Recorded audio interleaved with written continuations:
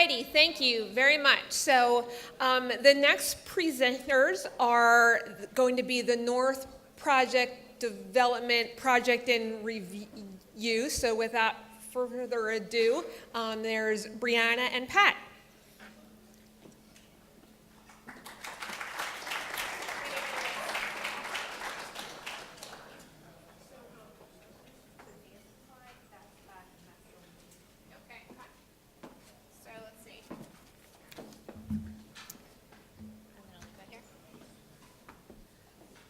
Question number, I am not standing behind the podium on purpose so that this side of the room can see my lovely face.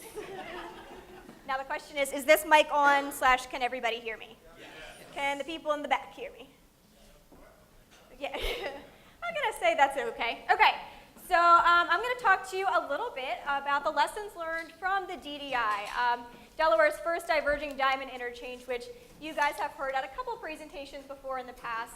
So this time we're going to focus specifically on the RFP. So again, my name is Brianna Kovac. For those of you who don't know me, I'm a project manager in Project Development North.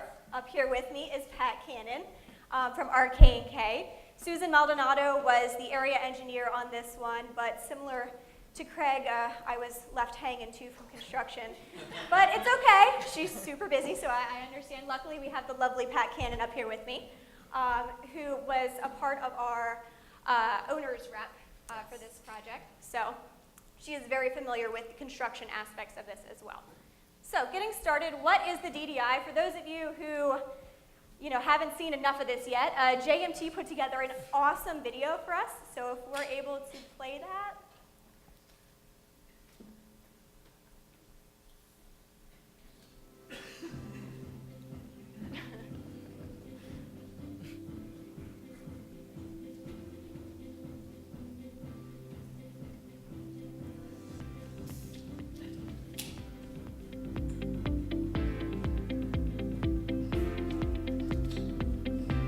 Great because it's doing my job for me.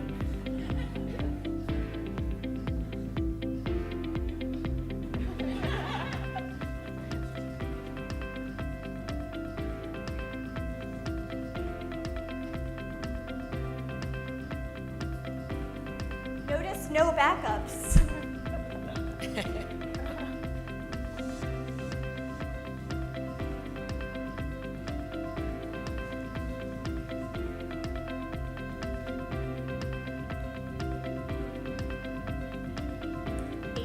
Friendly.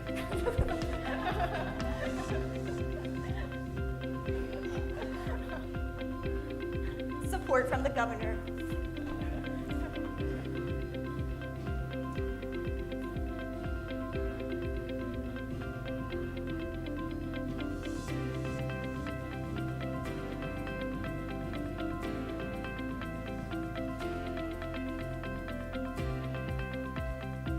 So again, special thanks to JMT who had put this together once we were finished up. They had some really cool drone videos for this project throughout the construction and after construction.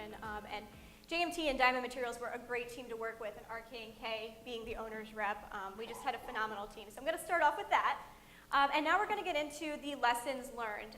So what we're going to talk to you a little bit today is just a brief overview, very brief, of the design build process. I know we've talked at several workshops before about design build. Darren O'Neill, who recently retired from the state, has been a huge advocate for alternative project delivery methods, and I really just want to give him a shout out for 20 plus years of helping with this type of stuff. So if we could give him a round of applause, that would be awesome. So I don't know if I can do you justice at all with this, but a brief overview of the design build process, very brief. And then we're really going to get into the nitty-gritty details of the lessons learned of the RFP, the request for proposals, and how it relates to the importance of the development of the RFP and implementing it post-award. So we're going to talk about the importance of communication pre- and post-award, the bridging documents that were incorporated in this, and then right-of-way as well as the traffic items during phasing. And I specifically wanted to talk about the traffic items during phasing because we're going to talk a little bit about the importance of the wording within the RFP and kind of how you word the RFP, what you might get in construction. And then I'm going to turn it over to Pat, who's going to talk a little bit how things were a little bit different during construction, or in some ways similar as far as utilities, and then weather days and payments during construction. So with that being said, a brief overview of the design-build process. As many of us probably know, in a typical design, bid, build world, there's two separate entities that we tend to work with separately. The owner typically works with the designer, whether that be in-house or through a consultant, and then we also have a separate contract later with a contractor. Now, in design build, we have one single contract with a design build team. So we had approval starting in 1999. We were approved for a pilot project, or pilot program, which consisted of 12 pilot projects. It wasn't until 2015 that we had unlimited use of design build procurement. Now, with that being said, I want to throw in the caveat that this shouldn't be used for every project. But with the right project, this project delivery method can get you where you want a lot faster with innovative solutions, and really it's great because your designer is working with your contractor throughout basically the whole process. So with that being said, we're not the only one who's using this. And I know this says 2017, DBIEA, I don't think has updated it since then, but 46 out of 50 states have some sort of authorization for design build use for transportation projects. So with the process again, design bid build, I have up there because that's what most of us are accustomed to. And that is a very linear process, just as the name implies. We go through preliminary design, we get through NEPA right away, we get through the design and final design, and then we package everything up, goes out to bid, and then we start the construction with a contractor. Now, with design build, it's pretty unique because we tend to put together a preliminary design, and you don't want to get too far into that, but we put together an RFQ and an RFP, a request for qualifications, and a request for proposals in this case, and then we solicit a design build team to come on board, in which they finish the final design. And the unique thing about design build is as they're going through and designing the project, they can start construction on the aspects that have already been approved. So where I want to go with this presentation, because we've talked about the DDI in general, we've talked about design build in lengthy details before, is focusing again on the request for proposals and how that relates pre and post award. So when I came on board to this project, I actually was new to design build. I had never worked on it, and I actually came on board post-award. So the way that I kind of thought of this was, okay, this is just a big 600-page spec package. Because ultimately, that RFP is what we developed as far as any of the design requirements that were needed for here. We talked with all of the support sections as far as what their needs for this project. But again, 600 pages to learn. Quite a lot. So with that, obviously there are some lessons learned. And the first and foremost is communication pre-award. We had met with all of the support sections because, well, this was a newer process for most of us, and it's a different way of thinking. So we wanted to get everybody on board as to what to expect and what was required in the RFP from their sections. Because post-award, they would have to be heavily involved. This was a project that was bid on time, technical, and price. And as far as time goes, there was a set completion date that the design build team had to meet. So we had to do our part to make sure that we were actively working with them to get that quick turnaround times for the comment periods. Now, in this case, too, we had a 10-day turnaround time versus our typical 30-day turnaround time. So communication was key, and especially with keeping everybody up to date with a schedule. So that's why we had an initial kickoff meeting with everybody to just talk about, again, what to expect, if we had any updates or changes to the schedule, make sure we were in constant communication to really get this project completed on time. So another reason why communication was so key, when design reviews came around, again with that 10-day period turnaround time, we didn't want people focusing on lots of little nitty-gritty details as far as preferences were concerned with the design. We wanted to make sure everybody kept in mind, does this meet the requirements of the RFP? So we actually added a little box in the, and I won't stand in front of the screen. We added a little box in the comment section that says, does this conflict with the RFP, yes or no? Because we wanted to make sure people were focusing on, okay, This is what we had put in the RFP. Is the design build team meeting that? Yes, okay, I don't necessarily need to address that. Because again, design build leaves room for innovation. You know, we're not dictating how something should be built. We just put in the RFP what we want built. Now, after post-award too, all parties attended bi-weekly meetings. We had a great project team. JMT, Diamond, Darren and I, Susan Maldonado, and Chris, and Pat, and Natalie attended bi-weekly meetings. We had everybody at the table, which was great because we had to have open and honest discussions in order to keep the project moving forward.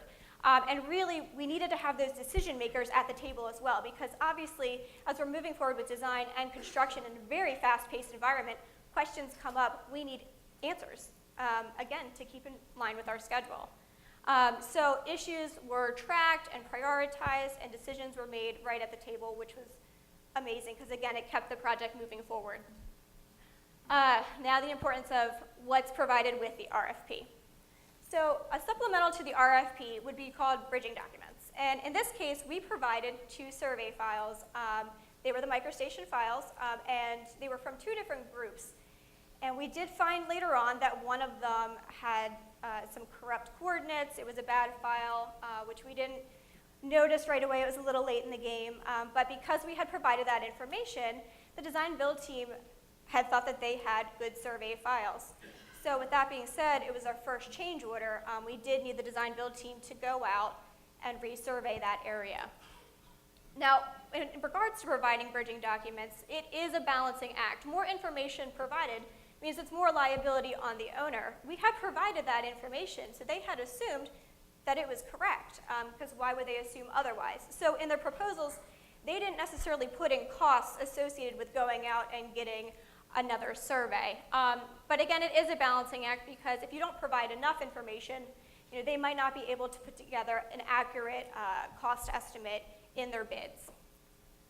So specifically in regards to providing survey or not providing survey, if we hadn't provided it, yes, the design build team would get exactly what they wanted in the footprint that they knew that they were going to affect. However, that would be more money in the proposals for us. So in general, again, there's providing too much information could be more liability for the owner, and it does leave less room for innovation. However, not enough would mean that you're probably going to have higher bids. As far as right-of-way, this was something else that we provided up front as well, and that was because along the McCoy-Wilson connection, that was originally part of the SR-72 widening project. So we had a really good idea of that footprint, and that had been acquired previously by Rosemary's group. Now, too, with this project, keep in mind the design-build team does not necessarily have the right to condemn, but they do have the rights to negotiate with owners. So I think that's how Jay Hastings' group is working with Bob's group for the new design-build project for the pipe bundling. Now, in this case, too, there were a couple areas where we did need additional TCEs or PEs, but we had no issues with getting right to trespass agreements with the property owners throughout this job. So again, keeping things forward, and Rosemary's group was awesome, too, in helping us. I think Ken was out there with Susan going to the property owners, and you know, because we had built those relationships and just explaining kind of the process. So this brings us to an interesting aspect that we found, the change of property owners between pre and post-award. Pre-award, again, we had talked to the property owners and acquired right-of-way. In this instance, on the corner of McCoy and Wilson, there was a new property owner. It had changed hands, and TCEs aren't recorded. And unfortunately for that person, the previous property owner didn't disclose the information regarding the TCE here. So they put in a very nice, pretty fence right through the middle of the TCE. And again, this was something that we couldn't necessarily look out for. So, you know, it resulted in change order number 2. And really what I want to emphasize here is that with design build, you really need to share the risk. This isn't something that the design build team could have anticipated. You know, quite frankly, I don't think we anticipated that either. But we went for it, and for the sense of, you know, helping the project move forward, we paid for them to take out that fence, hold it temporarily, and reinstall it later. So now I want to get into a little bit about the wording of the RFP. And this is really important, again, because you're putting together a 600-page document. Instead of putting together our contract plans, which we put so much detail and effort into, we really need to think about what our ultimate goals are for the project and think about how we want to implement that in the RFP. Now with that, you don't want to be too prescriptive, because what's the point of using design build if you're too prescriptive? You're not leaving any room for innovation. But you also don't want to be too ambiguous either. And in this sense, one of the things we noticed was specifically the TMP monitoring plan was something that you can see the wording says to be developed and summarized by the design build team. Well, if I'm a design build team, that's pretty ambiguous. And I just assume, okay, well, I'm going to do the least amount that I need to, because that's contractually what I'm obligated to do. So if we wanted them, again, our preference, how much information we wanted for this monitoring plan, we would have to pay for a change order. In this instance, we already had RK&K out in the field as the owner's rep, so we were lucky enough that they ended up just taking on that portion of that for us. But again, keep in mind that there is that balance of being too prescriptive versus not being prescriptive enough. And now I'm going to turn it over to Pat, who's going to talk a little bit about how things were similar or different during construction for a design-build project. So the first item that all of you can relate to is utility relocations. And in this particular project, the Wilson-McCoy design had already been established since that was going to be part of the SR 72 widening. Things had changed, and the decision was made to bring that project in under the DDI. An advanced utility relocation project was underway since that design had been done. Utilities had been moved prior to the start of the DDI, and utilities were not an issue for the Wilson-McCoy sector. However, that was not the case for the utilities along SR 72. You would not want to go ahead and do an advanced package for utilities relocating them, not having the design fully completed. Unfortunately, what happened in this case was no one could foresee that Verizon was going to be on strike. So we had Diamond was willing to work around, as you can see here. We were moving very quickly with our sidewalks and islands and whatnot, but you see you have utility poles where Verizon was on strike, and the poles could not have been moved until Verizon had moved their lines. So that was a little bit of an issue regarding utilities. However, it's very important that there is coordination written into your RFP about attending the monthly meetings and being involved in the DelDot's utility meetings. What the design team was finding was that they were having a difficult time getting the utility companies on board with their relocations, and so they turned to the owner. They turned to DelDot, and DelDot was able to intervene and get things on the right track and move the utility companies so that we were not incurring all of these time delays during prime construction time. And I'm going to interrupt you for a minute here, too. And I want to give a special kudos, thanks to Eric and particularly Debbie, for hounding Verizon when they got on board. She was awesome. So thank you. And now for this particular contract, this contract was bid on time. It was bid specifically on a completion day. In the wording of the RFP, this was not a contract that had any type of weather days built into it, although there would be the caveats of things like if you're a fire and flood. However, it was completion date, that was the date it was to be delivered to the client. Now again, there were extensions that were granted due to other things beyond utilities, beyond the weather, but it had to mainly do with Verizon being on strike, which none of us could have foreseen. And the other issue that's a little different in this type of a project is how the payments are made. So the design team would submit periodically this periodic payment completion certificate, and with that would be the descriptive narrative form. And those milestones would be directly tied to the CPM schedule, and a percentage of project complete would be submitted to DelDot. And that's how we were able to track payment being made, which is a little different than the conventional form when you use the IDRs, and you'll be able to track materials to see progress, project completion. And one other issue that's a little different, I think, to this type of a project is, since when the first change order came to light, it was decided that we would just keep a checks and balances of change orders and credits for those items in the field that, as Brianna related to, the concept of shared risk. The owner could not just put out this design build and then put all of the risk on the contractor, especially with things in the field that are so unforeseen. We had this issue with survey, this fence relocation. There were some bridge items that came to light well after the fact. And again, there was extensive undercut along McCoy that could have not have been foreseen. On the flip side, there was a cubicle meter that was decided, yes, this was part of the ownership of the design build team, so that was, we were just given a credit versus the change orders, which is how it was, in the end, all tracked as far as the unforeseens. Yep, so we kept kind of a tally throughout of, credits and debits, and at the end could, tally up all that throughout the life of the project. In addition to, there was a small TCE that we needed. Again, that's an additional cost that's incurred. Now, with a design build project, you're given a location and a kind of a footprint that you are able to work in, and if you need anything additional from that, it is up to you, to the design build team, to kind of be compensated, or to compensate us for that. So with that being said, again, the emphasis of the importance of the RFP document, really, we wanted to, this was such a unique experience for us, and to learn more about lessons learned so we can utilize this project delivery method in the future. We've had several discussions.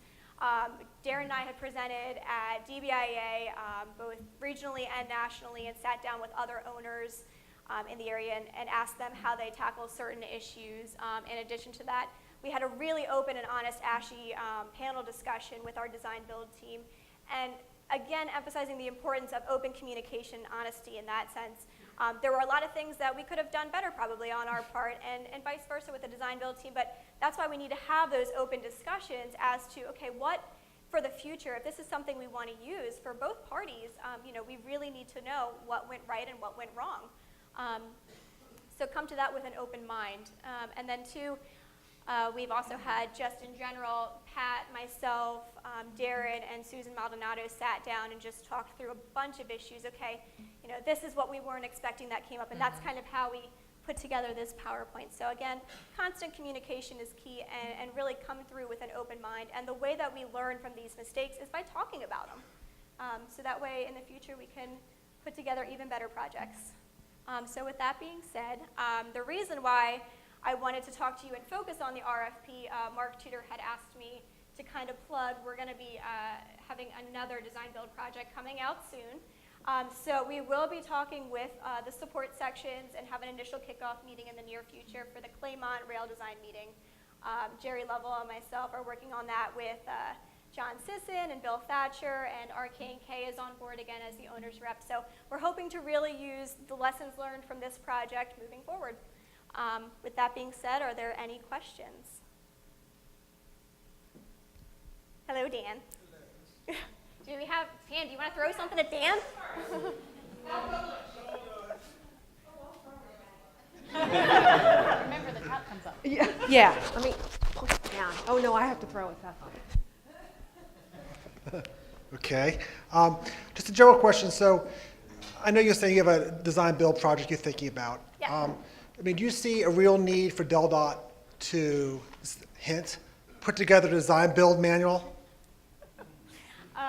So I think, yes, that would have a great benefit. I think the good thing here is we're learning from this one. We'll be learning from Jay's. We have this template from the DDI that we've been using, I think, throughout and kind of catering to each of the projects. So we have that good basis. But yes, I think, as you're subtly hinted, it would be something great that the department should look through in the future, especially if, now that we do have unlimited use of this contracting method, but we are still working out through some lessons learned throughout these projects. With Indian River, it was some major lessons learned. I think we Yeah. jumped in the deep end right off the bat in Delaware. So, Was that a pun? Because it was a bridge? Yeah. No, even? I try. Okay. Anybody else?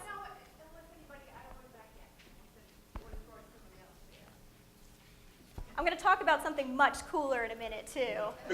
Much better than an RFP. I think Ken has one in the back. I can talk mine. If you do environmental mitigations associated with this, how do you get to the permitting when they're looking at square footage of impact and everything else? Almost like you need two of these, one for you.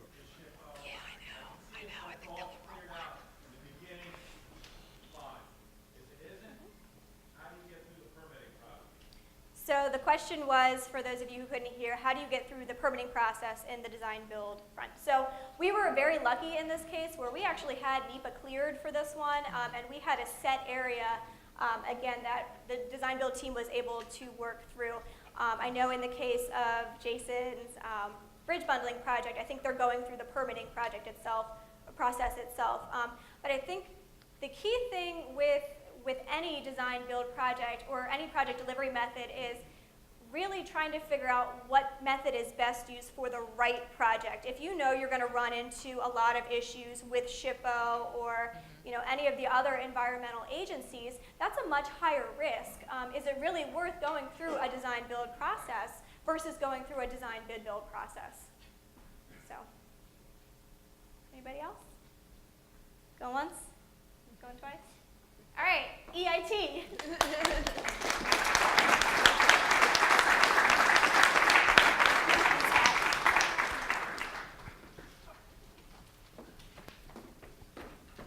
Awesome. All right.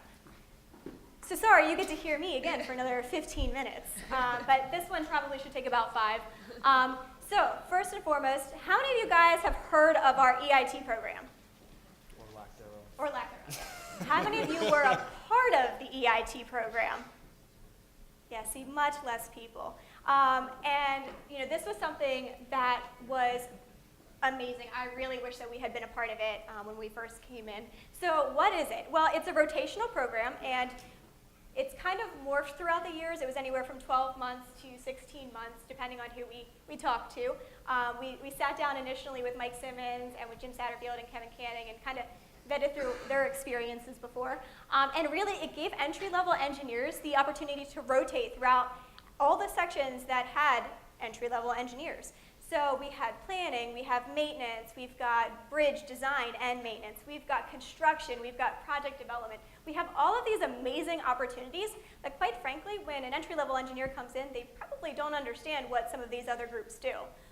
So number one, it gives them the ability to meet new people throughout the whole department and see how everybody fits into that DelDot puzzle. In addition to that, it really helps expose them to new things that they probably didn't think of as career opportunities. Somebody who may have wanted to come in project development goes out into construction, Matthew Goins, and decides that he really loves it out there. And it's great because, sorry, I had to do that. And it's really great because now you go in and you're investing in somebody that ultimately they're going to be where they want to be in the department. And even if we aren't able to match them up because we don't have an opening specifically in a certain section, at least we, as a project manager, can know this is where our employee ultimately wants to be. How can we get them there eventually? And what's the best way to develop them so that they can be successful? Because ultimately, even if they move throughout the department, we want what's best for the employee so that we retain them. As Rob had mentioned earlier, because ultimately a well-rounded employee will help us in the long run. And as you can see, Wally is going through our EIT program in his many forms, so loving it. He's our pilot project. So with that being said, this is pretty early on. I'm going to turn it over to Michael. So can everyone hear me? All right, so I'm Michael Nauman. I don't know if you got my introduction. For those of you who don't know, I'm the Design Resource Engineer in Project Development North. I am also working on bringing back the EIT dream. Billy, is that 12 minutes for this presentation? Okay, I wasn't sure if it didn't get statused off from the last presentation and if we had bad data. So what we've done so far, we've met with the directors. We wanted to get buy-in from the top after we met with some of the people that have been through the program before. So we met with the directors, Mark Alexander, Drew Boyce from planning, and Rob, birthday boy McCleary. So we wanted to make sure that we all kind of had the same idea of what we wanted to do. And surprisingly, after we met with all the directors, we saw a pretty similar vision. So we're working on a couple things right now through HR to make sure that position numbers would be able to be held on to, and also the career ladders wouldn't affect the career ladder promotions. So we're working through a little bit of things with them right now to try to make sure that we have the foundation right.